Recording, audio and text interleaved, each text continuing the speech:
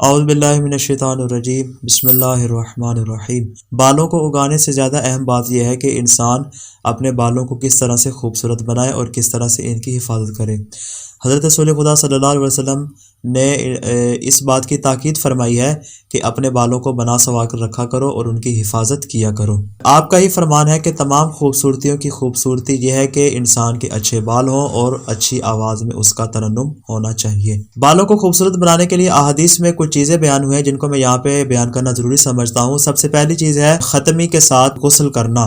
ختمی ایک پودا ہے جس کے گلابی رنگ کے پھول ہوتے ہیں اور اس پھول کے درمیان ایک اس کا علیحدہ شگوفہ باہر نکلا ہوتا ہے کہ جس کے اوپر چھوٹے چھوٹے پتے بنے ہوتے ہیں کہ جس کو مارشمیلو کہا جاتا ہے۔ حدیث میں ہے کہ جمعہ کے دن ختمی کے پانی سے اپنے سر کو دھو کیونکہ یہ رزق میں اضافہ کرتا ہے، فقر کو دور کرتا ہے، بالوں اور جلد کو حسین بناتا ہے اور انسان کو پاگل پن اور بے ہوشی سے محفوظ رکھتا ہے۔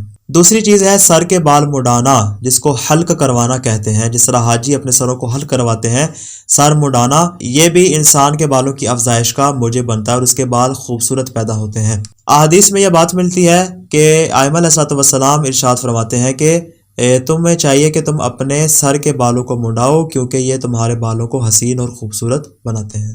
تیسری چیز ہے بالوں میں کنگھی کرنا۔ امام صادق علیہ السلام نے فرمان خداوندی کے مسجد میں جاتے ہوئے زینت اختیار کرو، اس کے ذیل میں آپ نے ارشاد فرمایا کہ اس زینت سے مراد بالوں میں کنگھی کرنا ہے۔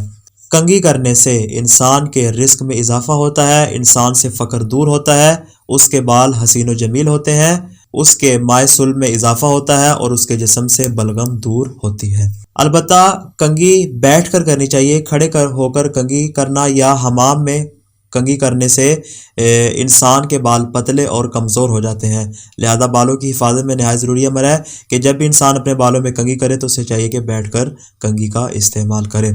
دعائے خالق دو عالم سے کہ خالق کریم ہمیں اس جسم کی حفاظت کرنے کی توفیق عطا فرمائے جو کہ حقیقت میں امانت خدا ہے۔